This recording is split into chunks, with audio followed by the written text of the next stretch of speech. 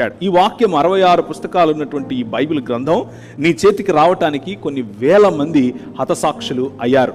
కొన్ని వేల మంది రోడ్డు మీదకి తీసుకుని వచ్చి వాళ్ళ మీద కిరసనాయిల్ పోసి, కిరసనాయిల్ కాదు ఆ రోజుల్లో, తారు, రోడ్డుకు తారేస్తాం కదా, ఆ తారు పోసి వాళ్ళను కాల్చి చంపారు. వాళ్ళ తలలను కాగడాలుగా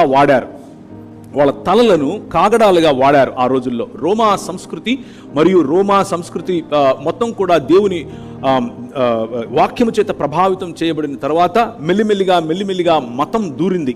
మతం మనిషిని మృగంగా మారుస్తుంది. మతం ఈ నెత్తికెక్కిన తర్వాత ఆర్గనైజ్డ్ రిలీజన్, లేకపోతే ఇలా ఒక హైరార్కీ ఉండేటటువంటి మత సాంప్రదాయాలు క్రైస్తవ సంఘంలోనికి చొరబడిన తర్వాత అది బైబిల్ గ్రంథాన్ని ప్రజల చేతికి రానివ్వకుండా ఆపింది. పంతుల తత్వాన్ని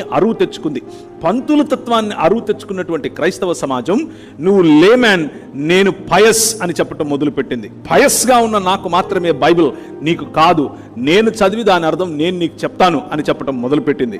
అలా జరిగిన తరువాత కొన్ని వందల సంవత్సరాలు అలా ఉన్నప్పుడు టిండేల్ లాంటి వారు, విక్లిఫ్ లాంటి వారు అనేకులు దేవుని గ్రంథాన్ని సామాన్య ప్రజలకు, లాటిన్ భాష అర్థం కాని వారికి, గ్రీకు భాష అర్థం కాని వారికి, ఇంగ్లీష్ భాషలో చదవాలనుకున్న వారికి, ఫ్రెంచ్ భాషలో చదవాలనుకున్న వారికి వారి భాషలోనే ఈ గ్రంథం అందాలి అన్నటువంటి ఆలోచనతో దానిని తర్జుమా చేయటం, అనువదించిన తర్వాత ముద్రించడం, చేత్తో వ్రాయటం, చేవ్రాతలను భద్రపరచడం జరిగితే భయంకరమైనటువంటి విధ్వంసం సృష్టించారు ఆనాటి మత పెద్దలు.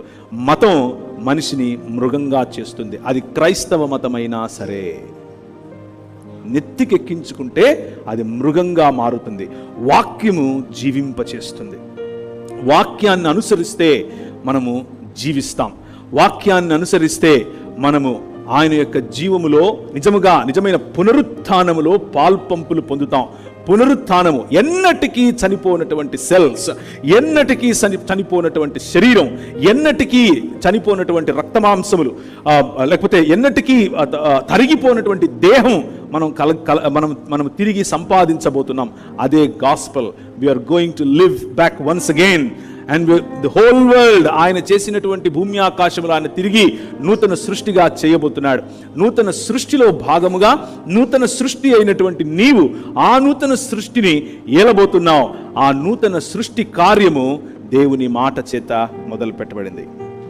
So the word of God is the instrument and the means to new creation.